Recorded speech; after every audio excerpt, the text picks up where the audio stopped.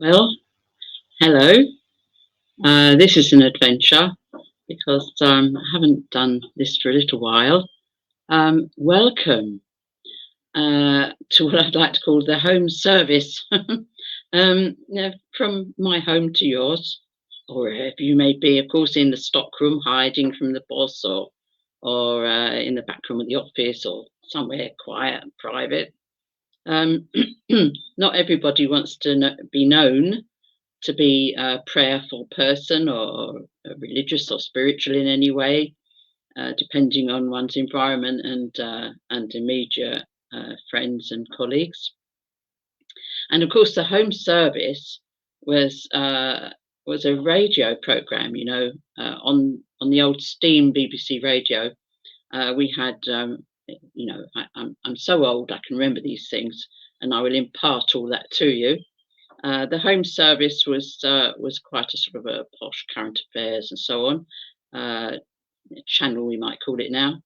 Then we had the light program, which was for music and stuff like that, on which we had things like workers' playtime and stuff like that, variety band box and things. When I was a very very small child, of course. And then we had the third program, which was a bit ponderous and posh. And I think you would have had some religion on that as well. But anyway, so I just thought that it would be very nice to have a little service type um, morning with you. And it would be for our healing, because every time we give healing, we receive it because we are the channel for that healing. So you are the channel for healing every time you send up a prayer asking for healing for a friend or a loved one. This actually is channeled through you, and therefore, of course, you reap that benefit, even if you were unaware. So you might be wondering how you keep going. And if you're sending out good thoughts for other people, then that is how you're keeping going because you're getting those thoughts back or through you, and it's colouring your aura. It's colouring your spirit, and with a blessing. So there you are. So it's customary to open spiritualist services with a prayer. So we shall perhaps pray together. I'm hoping that I'll be able to see if people are with me. I can't see any comments. I don't know if there are any or anything, but I shall keep going regardless. Hopefully that's okay. I hope.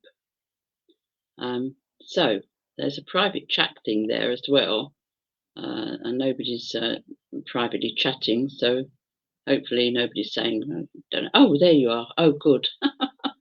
Reverend Allen, thank you. Hello, Reverend Allen. Oh, blessings to you this morning.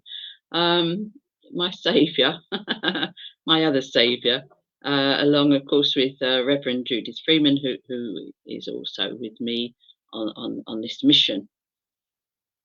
Now then, I was about to pray, and yes, nice to hear from you, and you, Reverend Lindy, and you, Jane. Ah, how sweet. Well, you're all in time for a bit of a pray. So let us just sort of blend our thoughts together, try and put all the worries and troubles that we have to one side for the moment, and actually close our eyes and send up our thoughts as we say, Dear Lord, thank you so much for all the blessings that we have received, minute by minute. We ask you, dear Lord, to bless all those we love and care for with healing right now, that they may feel better, that whether they have pain of mind or body or even of their spirit, that this be relieved. We know, dear Lord, that you are able to send your ministering angels to all those who are suffering down here on the earth plane. We know that our loved ones draw near when we are in distress, from the spirit world and help us at your behest. We do believe in the ministering of angels, and we know that these angels can be, in fact, our loved ones who are appointed to look after us and help us through our problems. We ask at this time also, dear Lord, for all those who are caught up in war and conflict, not of their own making. We ask you, dear Lord, to bless them with peace. We ask you to give them the calm and the love in their hearts that they need. We ask you, dear Lord, at this time also to put love into the hearts and minds of the aggressors in any conflict, that they also may come to know calmness, peacefulness, and that goodwill towards other human beings that is so crucial for our survival, all of us. We ask you, dear Lord, also to give healing to all the animals, to look after those who cannot look after themselves, who have not a voice for themselves. Animals are indeed unable to speak to us and tell us of any suffering they may be going through. Dear Lord, help relieve their suffering wherever and whoever they may be. We ask you, dear Lord, to bless us with your presence at this time. You say, where 2 or 3 are gathered in your name, there you will be also. And this we believe deeply. Thank you, Lord. Amen. There. Well, I hope that that has set us up for a little while at least. Well, as it is just me performing all the various functions of a spiritualist service, which is a welcome. I remember I did welcome you, and an opening preamble, and a little prayer, which is actually impromptu and prompted by Spirit. We tend not to say prayers by rote, preferring the inspiration of the moment to prove beyond any doubt that we are in touch with our friends and helpers in the world of spirit. And we do, however, have a mind to readings. We do love our readings, and spiritualist churches usually get a reading, often from a member of the congregation, and I shall stand in for one of those as well. I shall now be the member of the congregation, and the reading that I've chosen is from it's from Isaiah. She said, squinting as usual. Mind you, I think if I didn't have healing, I'd probably be in a much worse condition of trying to read to you, worse than I am. And in Isaiah chapter 41, verses 10 to 13, he says, "Don't be afraid, for I am with you. Do not be dismayed, for I am your God. I will strengthen, I will help you. I will uphold you with my victorious right hand. I am holding you by your right hand. I, the Lord your God. And I say to you, do not be afraid. I am here to help you." There is that wonderful. Isaiah received that message directly from the Lord, and it was written down, and we have been able to avail ourselves of that wonderful knowledge that, and this was thousands of years ago. Nothing has changed. Nothing has changed. We can rely on that. We can rely on that. And I said that it was about healing, this little service, and of course we take what we can where we can, and healing in fact is all around us all the time, if we can just tap into that. And we ourselves can tap into that greater world and ask for healing and deliver that outwardly to other people, which is wonderful. And I would say to you that, healing prayers are just wonderful. And it's the highest form of mediumship, in my opinion. Mediumship being that channeling between the two worlds, this one and the next, if you like to call it that, the world beyond this one. And I hope that, and Anthony, I'll say hello, Anthony. Oh, just in time for the prayer. Oh, lovely. Yes. Well, isn't it lovely that we're all able to be together in this way? Because, of course, in those years ago that I mentioned about the home service, the light program, the third program, there'd be no such thing, and you'd have to be tapping out or on a radio link, or or phoning somebody up through an operator to actually speak to them. And Anthony. Yes, oh dear, that's good. Well, look, what I'm going to do now, having given that reading, is ordinarily we have an address, and that should not go on for too long, because a long time ago when I came into this way of life, and I was looking at how one conducted oneself in a service and how services were conducted, those in authority who knew were of the opinion, as are most, that after 15 minutes, people's attention wavers. And of course, we could say it depends on the content of the address as well.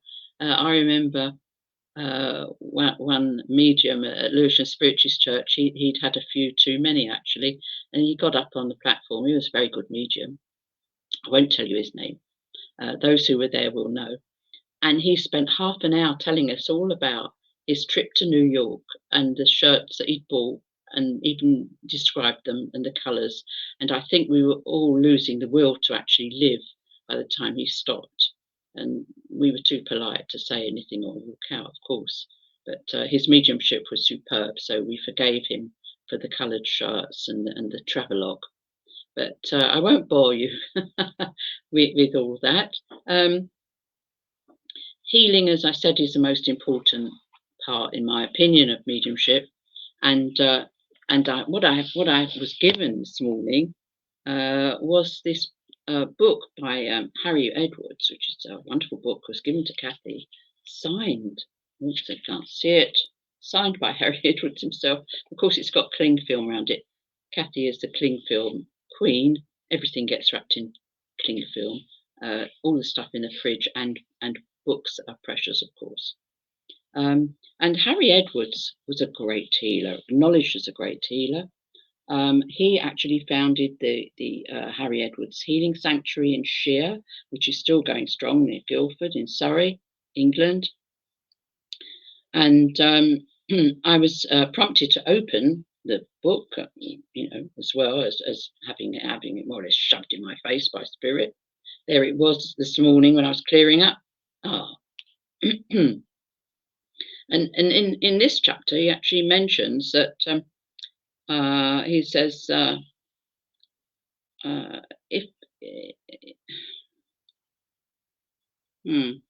he says research is conducted from time to time into the percentages of success, and there is little variation in the findings. In our experience, consistent results show that 8 out of 10 people report easement and betterment.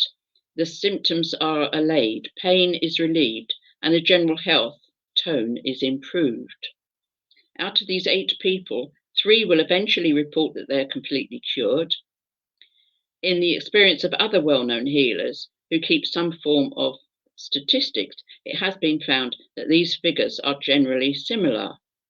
And he then goes on to say something that we as healers, those of us who are and who practice that service, know. And he says it should be noted that people do not as a rule apply for healing for minor troubles. It's when a condition has been declared incurable, or the sufferer is not responding to medical treatment, or not having medical treatment at all, or suffering from old age conditions, that the aid of a healer is sought, and therefore the high percentage of success is significant. Well, and it says here, healings as a rule need a period of time for full progress to be reported, but improvement in some form or another is usually seen as soon as the healing commences. And he says this is noted in the following ways. Well, I make no bones about actually pinching his words, because they stand for all time. You know, the truth is the truth, and it stands, doesn't it? And Harry Edwards took the trouble to write this down, and a sense of inner upliftment, new strength and vitality, more refreshing sleep, temperatures come down, pains diminish, easement and loosening of joints and muscles where there is stiffness or locking, freer respirations, and so on. Well, there you are, you see. This is the truth. It remains the truth. And you can be assured that if you want to offer healing to anybody, you don't need particular training. You just need to know, follow your common sense. You know, obviously you don't touch people inappropriately. In fact, you don't actually have to touch people at all. You can heal them through what we call the aura, which is the energy field that surrounds everything that's living on this planet. We're provided with that at birth, and before birth, I should say. Sorry, I was corrected then by my helpers. And this is the energy field around us, and it's in that energy field that the depletions are seen by those who have tuned to a higher consciousness and are able to see those things or to sense them. And I think that the more that you offer healing, the more you will be attuned to spirit, and the more you will actually experience yourself about this. Yes, I'd love to say hello to everybody here. This is lovely. Hello, everybody. I hope you're enjoying our little get together. One of the other things that we do with healing is this distant healing, absent healing, and Harry Edwards himself and the sanctuary that he founded. In fact, they still deal in absent, distant healing. People send in their requests for healing, and healers gather together and with the names and so on, and they send out requests for healing to those upstairs, like a sort of a three-way satellite link, which we all understand now, don't we? We sit there, we ask for healing, it hits somewhere there that's the receiving station, and the receiving station then sends that out, transmits it to the person in need of healing, and they receive that. That's another thing, of course. Some people are very resistant to being given healing for whatever reason, and they may have learned responses, defense mechanisms against other people's thoughts for whatever reason, especially if they've suffered in their life as a result of other human beings' inhumanity towards them. And that can be quite difficult to actually get through, but get through it will, rest assured of that. So keep sending out those absent healing thoughts.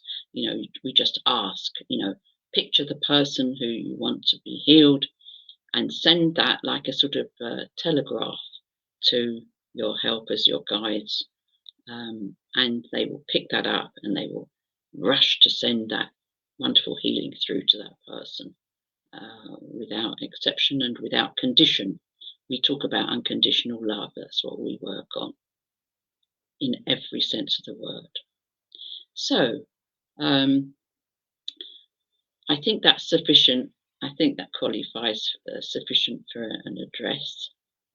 And I then said, of course, that we give communication because, spiritualist churches, if you're lucky enough to be able to go to one, or spiritualist meetings, will always have, unless, of course, it's what we call hatch, match and dispatch, namings, christenings, weddings, blessings of unions and so on, or funerals.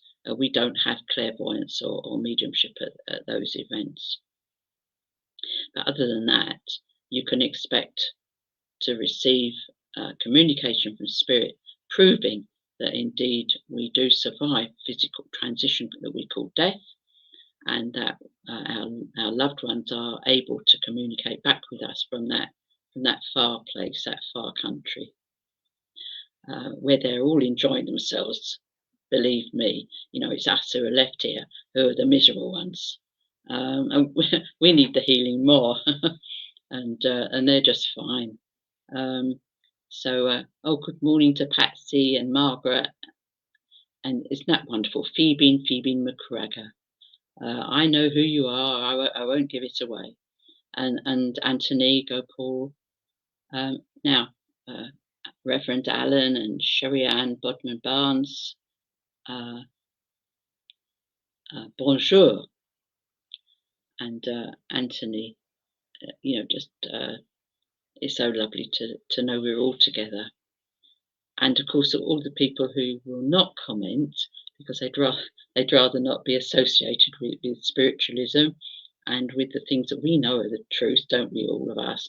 And we understand why some people are loath to become public with their thoughts and understandings and knowledge, especially those who are adherents of other orthodox religions. It wouldn't bode too well for them. I loved how you worded my name well. What can you what can you do? So the thing is this, that I then have it. Some have greatness thrust upon them, and it seems that it's my turn to give out some messages to prove that fact, which spiritualism is built on, that life is eternal, that life goes on after this life, we have a continuous existence, and that we are able through mediumship to make our presence felt and to return in that way. Oh, Tony, Evelyn, I wish I'd met you years ago. I can show. Oh, there it says show. Been a worker for spirit, now retired because of age. Oh, not from spirit for many years. Give up. Oh, Tony, thank you so much. That's very sweet. But the fact is this, that we can't retire. You can't be older than me. I'm not saying anything, but retired, as you say, not from spirit. Well, you've obviously got one of these fangled what's-the-names that you can put yourself on, and then you could talk to all of us about your knowledge and pass your knowledge on as a work of the spirit. There's no need to stop. You see, we have to gather our strength together and serve and serve. And that's my suggestion. That's my message. Now then, I have got to give messages from spirit to those of us who are here, and I can see someone, and we so agree with you, Reverend Allen. We so agree with you,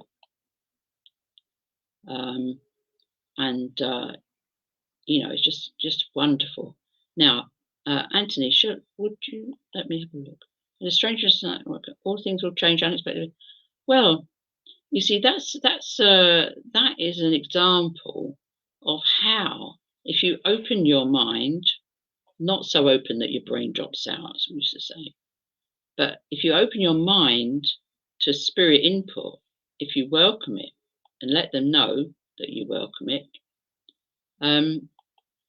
they will actually give you messages, and directly, and all things will change unexpectedly for the better. It's wonderful. And the thing is this, that if I'd said that to somebody as a medium, shall we say, in public, as I am now, as such, some doubting Thomas would say, oh yes, but that's a generalization. You can say that to everybody. But the fact is that those messages of upliftment are very important to the individual who receives it. And Anthony, I'm sure you know that it is very, very important for you not to give up.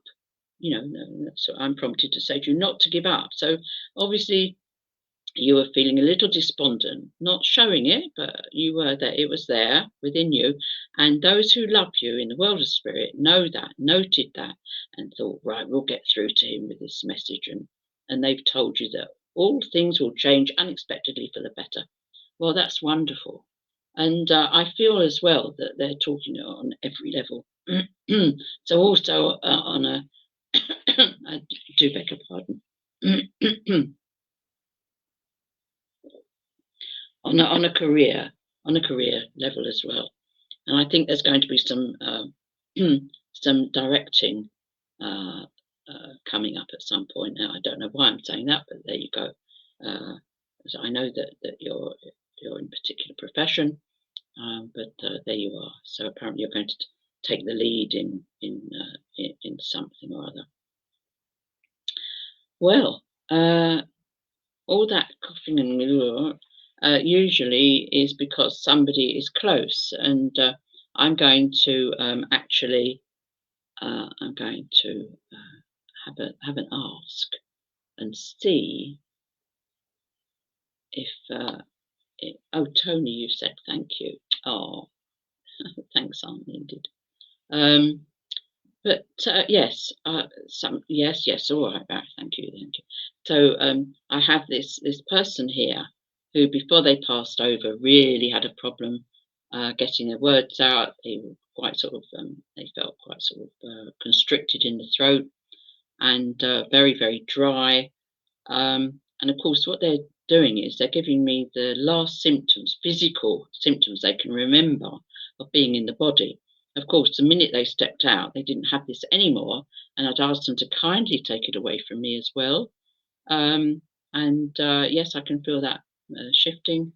And I feel it now. Again, I have the name of Mary being given to me, and I don't know if anybody who is looking in can take Mary, who passed the spirit with this problem of swallowing and managing to speak and needing water and stuff like that.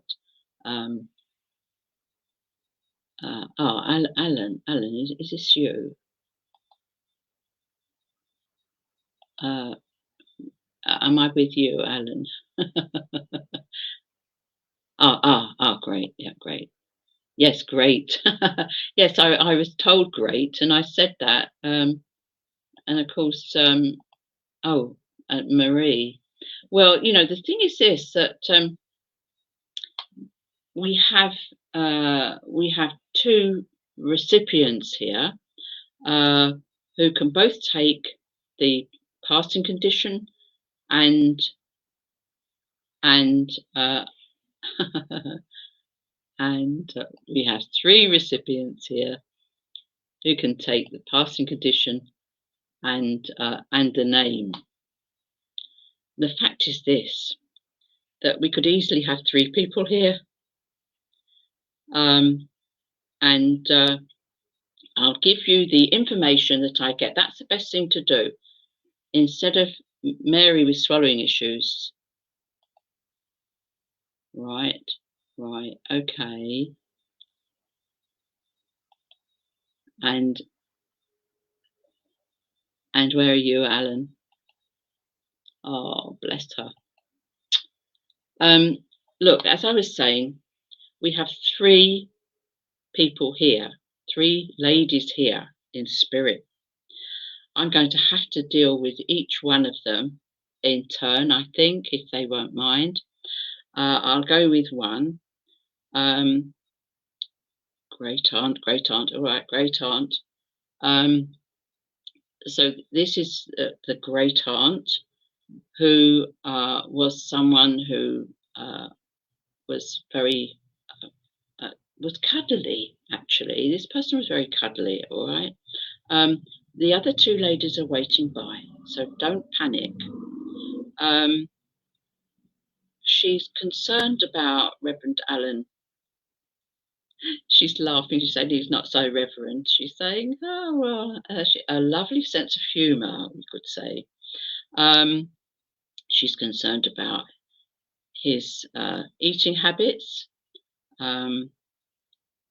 Oh, she's quite bossy as well.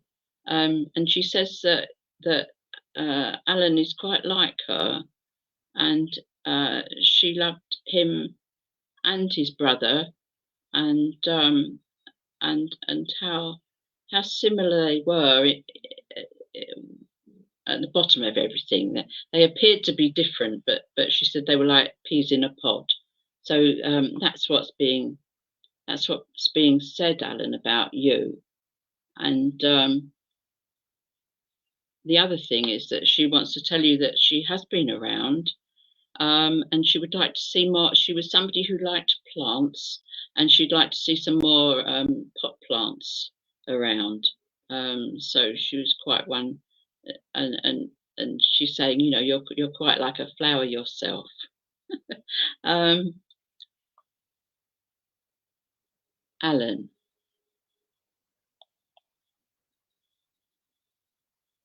you've lost weight. Now, I think I think she's concerned. Yeah, I think she's concerned about your eating. You see, um, your health, you know, isn't just about losing weight, Alan.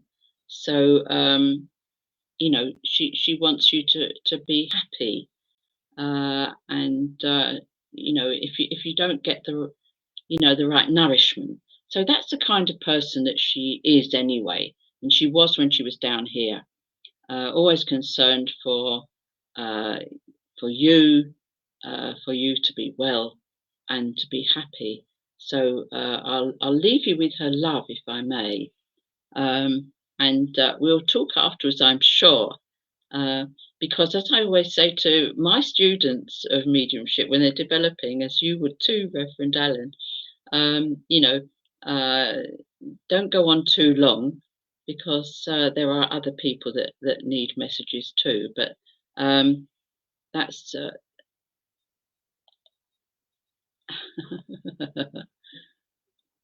but certainly I would like to say to you, does that remind you of her? Is she coming through loud and clear because she wants you to acknowledge her presence, and it seems very important to her because I think perhaps she wasn't able to be with you as much as she would have liked.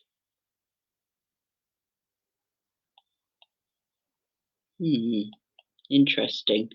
You know that they do like talking in riddles. That's the other thing as well. Um, right. So now we have this other lady here. Uh, yes, this swallowing thing. Um, this right. Hold on a minute. Let me. Yes, thank you. Uh, now Rev Allen's auntie, his great aunt, is just graciously moving to one side. She's showing me, by the way, she's showing me herself in a rather nice kitchen setting, with some rather nice pots and pans and things. And she says that you take after her quite a bit with that. You like to have nice things around you, and you're very keen on, you know, nice things in your kitchen and so on. There you are. Well, I had to shut my eyes for that because I had to see with the different eyes. um, Now, we have this poor lady with the swallowing. She's showing me a park. I believe she would have enjoyed being outdoors. Something that I believe she missed towards the end of her life. I don't know if that means that she was confined indoors, one reason or another. But the main thing is that she comes with love and offering upliftment. And she's looking at lots of books. I said, oh, right, yes. You're looking at lots of books, Miss McCradle. Um,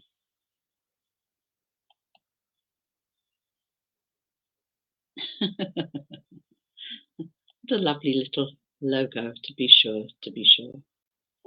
And ah, yes, it is. Yes,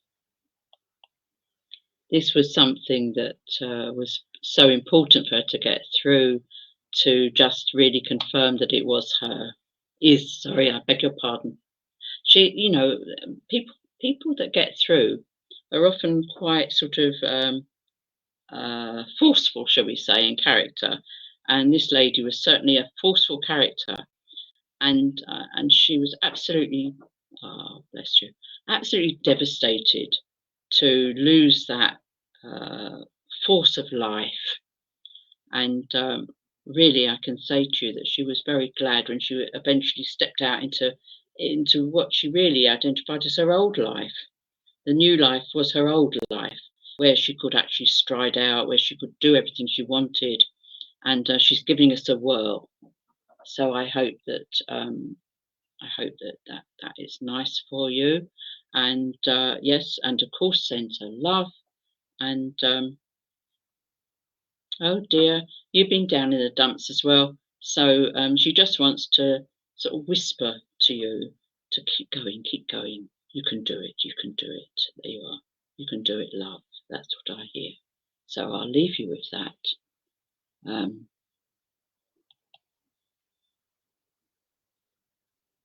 absolutely. The thing is that you can be, what she's, how she is, and what she has told you should give you a great consolation. Because didn't she say that she said her new life was like stepping into her old life? So that's really good. Um, now, so I will put that up if you don't mind. There. So you will be able to look back, won't you? That's the thing about these things. It's not recorded, but you can see it. I think you can see it again, on the Facebook thing. Right, I'm going to first of all, I've got to speak to Jane about. I've got to speak to Jane about Mary.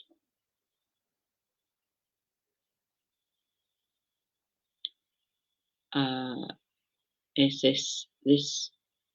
Oh dear, oh dear. Oh, I was so uncomfortable before I passed over. Oh dear, oh dear. Um, Especially across my shoulders. Oh, it feels like a coat hanger in there. So it was so it was so difficult. It was so difficult. Um, and Jane also, yes, yes. So often we get this overlap, but at the same time, it's individual. You see, because um, this being confined indoors was different for her. This was something that she felt very keenly, um, and she would look forward to being taken out. You can understand that. And now I don't know, there's a dichotomy there between being confined indoors and actually being taken out. So for some time before this dear lady passed away, she must have been taken out. She must have been being taken out and enjoying the outdoors as much as she possibly could, given her not wellness, shall we say. Um, and what she wants to do is reassure you that you did absolutely everything you could. And in fact, that she was, this is for you, Jane, that she was actually worried as well, that you were overdoing it and that you were taking it very badly, and that you were so busy. Uh, she was concerned, and she just wants you to know that she understands everything now, and she just wants to thank you and everybody for everything that you did. Her family, yeah, the family, yes, the family too.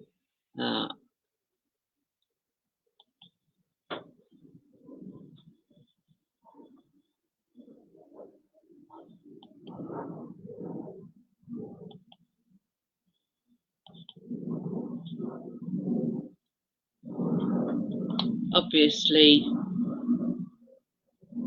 she is keen for you to know that her life now in the realms of spirit only are totally pain-free, and she is in such a good condition. I think if you look back at the few words you were given, whatever they were, because as you know, they just come through, you will pick up that what she's trying to say is that she's perfectly all right now, and I think that's something that's very, very important for you to know. What I can see,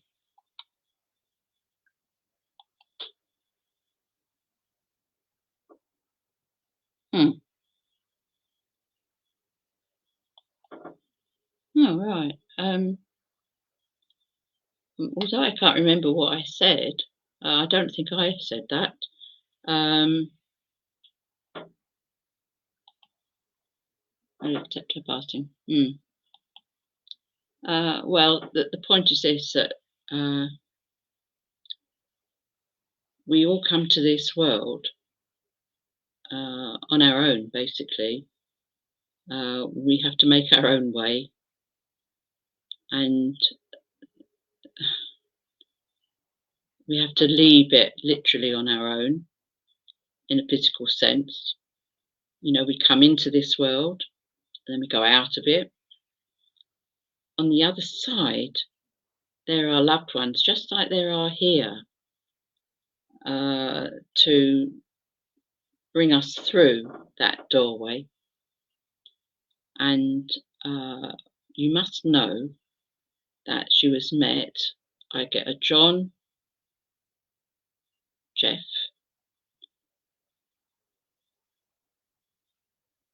a Carol, and a Linda. Lots of names that she's throwing at me. I hope that they make resonate with you. And I feel that that family was the most important thing in her life. Most important thing, making a home, making people comfortable, and her complete sort of raison d'etre was to make other people's lives more comfortable, and really that's what I could say about her as a character.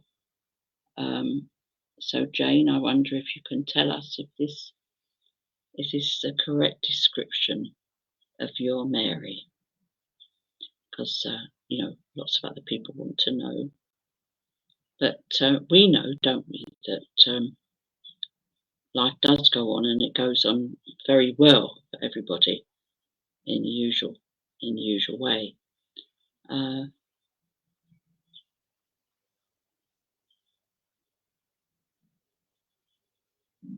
I think that your garden needs a bit of a tidy up. There, that's what I was told. You mentioned a garden, and it seems that the garden is a great interest, and certainly there's a mention of yours. So do let us know, because we're all very interested in knowing whether you need to do a tidy up in your garden, because this is what Mary is mentioning. So there. I hope that that's helped. Yeah, we've had 3 there. Like I'm getting sort of lovely bird song, and it's beautiful over there. You know, they're all in these lovely places, beautiful. You know, they really have got wonderful friends and family with them, and they're in lovely, lovely, lovely surroundings there. Oh, Jane.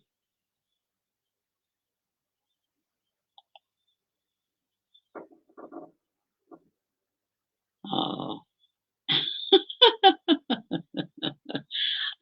I'm always worried about telling people about things like that because they can get very precious and not want to admit it. That if things need tidying up or something when those that love them in spirit. But yes, so I say God bless. Now, Patsy. Now, this is what Patsy's saying. Do you have to hear my alarms as they come to you? Oh, well, what I'm doing now is saying, did you get that? Because the lady you can see over my shoulder there, Doris Stokes, she helps.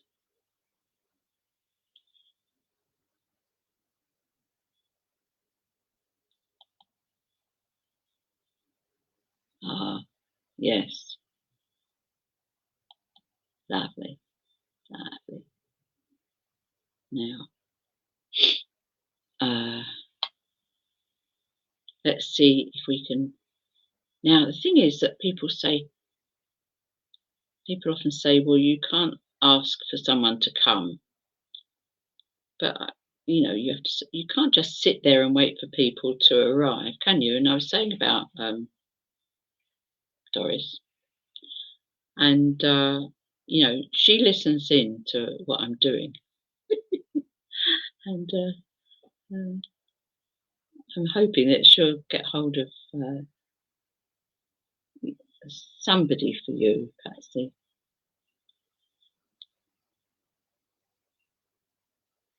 Mm. Oh, well, there's a gentleman comes through. He he also had quite a time of it before he passed. You know, some people. He's actually saying to me, you know, some people just sort of go to sleep and they go and they go to the next event, as he calls it, the next life without a murmur or a worry, and they've been all right. But he said I wasn't. I had to be ill, so he was quite grumpy about that. Um, so I'm hoping that Patsy, you recognise this grumpy man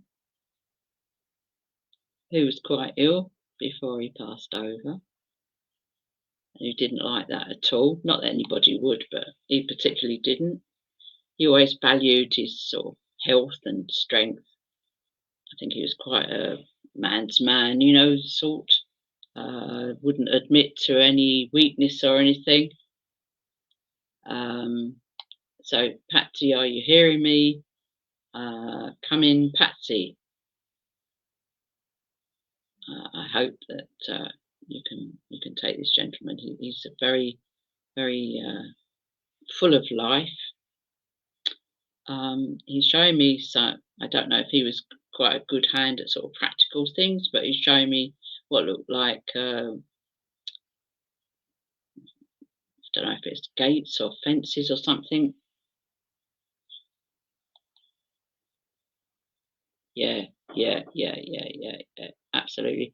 And he's showing me these. It looks like fencing or gates or something. You know, it looks like he'd have sort of been a dab hand at sort of fixing things up and doing things, and it would be like a badge of honor for him to do stuff, you know.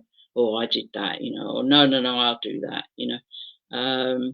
He's one of these sort of, you know, real man's man, if you like. Um, and I can see him being really busy. I can see him happy with children. I can see him happy with small children. I believe that there are children being born since he's been gone over. and he's able to play with them.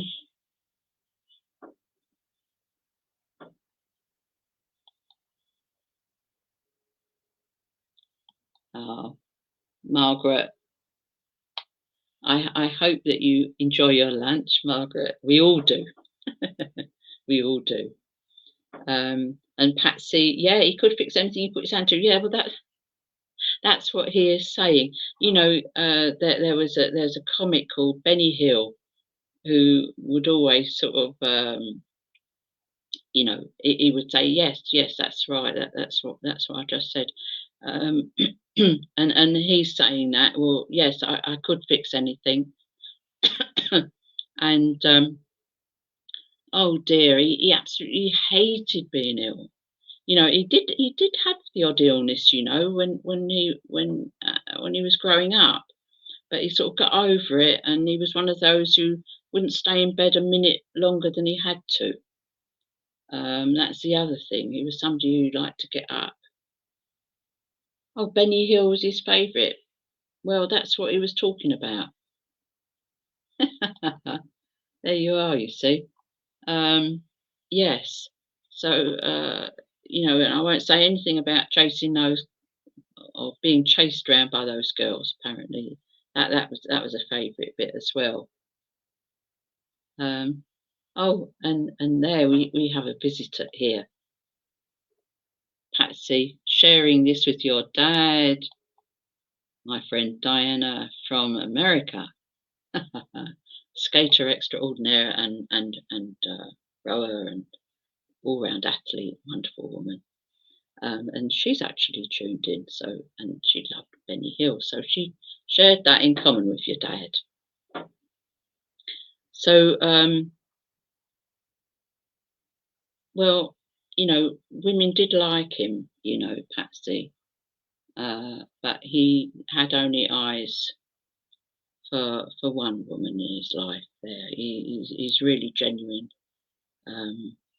And yeah, but yeah, and the offshoot of that was all these, you know, his love for the family, for the youngsters. Um, I'm sure, I'm sure that everybody gets to meet everybody that they want to, because you know it's not a finite thing. There, time. And energy. It's infinite, and that actually means that you can meet as many people as you want in spirit. You can go to as many places as you want, and you know you can go and see shows that are put on by people who have passed over on the other side now. You can see, you know, concerts. You can see anything you want to. You can go anywhere at all in this world and in other worlds, but that's sort of roaming around. But yeah, so Patsy, also what I need to do is give you the love. There's so much love. And I want to give you, it looks like a red rose uh, from your dad, and to give you all his love, and to say that, you know, he's only a whisper away. Just, you know, you don't have to shout. He says. So I don't know if people shouted at him, thinking that he couldn't hear. But yes. So I'll leave his love with you. I hope, everybody, that you've enjoyed the time with me. I'm looking around to see how long we've been. Oh, I say. And when I decided to do this little service, I thought, well, I could probably manage 25 minutes or 30 minutes all on my own. But you see, spirit ran away with you. And there we are. We've come to the end of the mediumship section of our service. This is where, as the chairperson or as the person leading the service, I say thank you very much for that demonstration of mediumship, Rev Lyn. And we'll now ask you to give a closing prayer. Well, I shall spare you. Oh, he was a bit deaf. Ah. Yeah, he was a bit. but he wasn't as deaf as people thought. That's the point. He says, I'm sorry, I should have said this before, because what he said was stupid idiot. And that is a Benny Hillism, you see, stupid idiot. He wasn't that deaf, he's saying. Well, this is now, I was about to say that you're spared the hymn singing, because I had thought, well, we do usually have a sort of closing hymn. We usually have a hymn in the middle as well, but we can dispense with that, obviously, as we've gone past the middle. And we'll just have now our closing prayer. It would have been nice to close with a healing hymn. And if you'd like to join me, I'll put this up. Is this back to front, I wonder? You can't see it anyway. Oh dear. Well, I shall sing it, and if you know the words, please sing it with me. It's Gracious Spirit. Gracious Spirit of thy goodness, hear our anxious prayer. Take our loved ones who are suffering 'neath thy tender care. Loving Father, hear us, hear us. Gracious Spirit, may thy presence shed a healing ray, turning all their nights of darkness into glorious day. Loving Father, hear us, hear us. Gracious Spirit, shouldst thou claim them, be their light and guide. Lead them to thy heavenly kingdom, safely by thy side.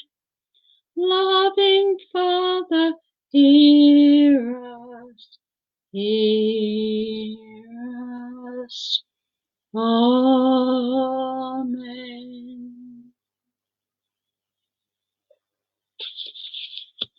There. I hope that you feel a little uplifted, feel a little more positive, a little less stressed, with less pain. It's been very nice for me to be able to speak with you in this way, and to know that I'm among friends. No one can ask for more than that in this life, and we know that those we love, we still love doesn't die, are able to hear our thoughts and reciprocate those thoughts, and they send their love back to us. So I say God bless to you. I hope that you have enjoyed our sojourn together, and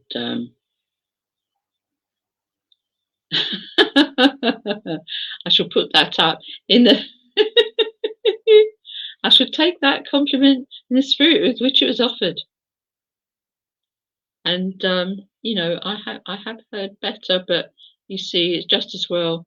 God doesn't mind how we send our messages up, and as long as we do what we can and our best, even if it's not as good as somebody else, but thank you.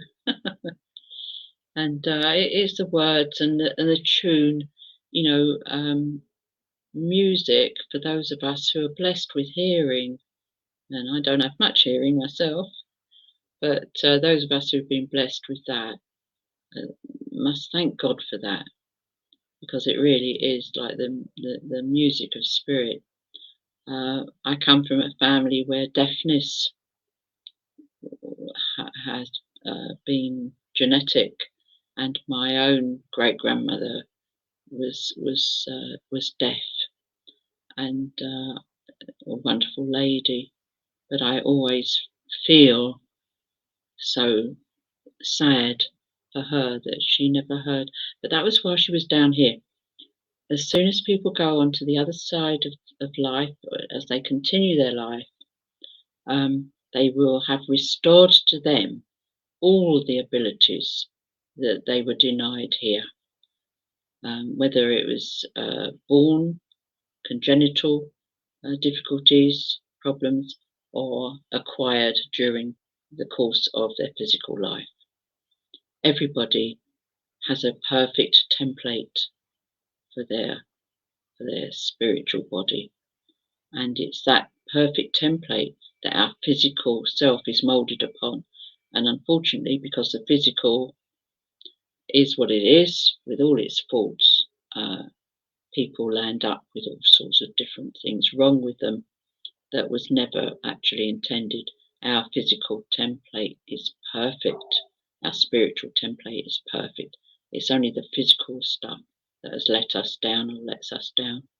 So everybody who is in the spiritual life in those heavenly realms is perfectly able to do everything that they were meant to do when they were down here. So I'll leave you with that thought.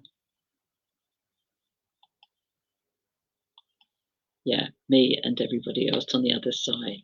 And that, of course, was also something that cheered me when thinking about my dear son, who's recently passed to spirit, that I know that he will be skating, and all his friends from the skating world will be there too, as well as everybody else. So yes, yes.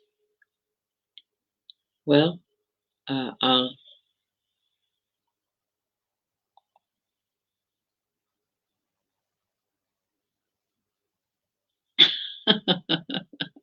Of course, Jane. Of course. Ah, ah.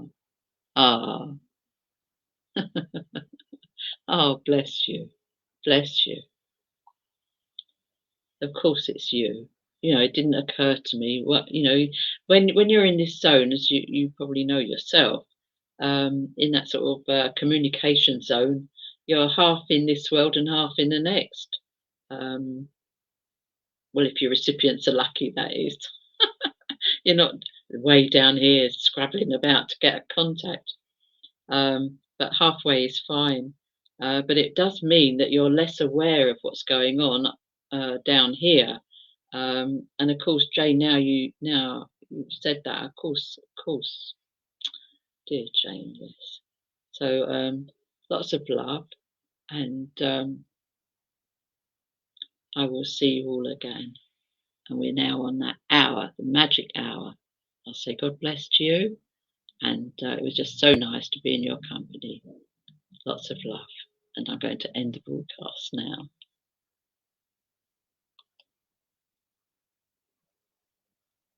Oh, it says not yet.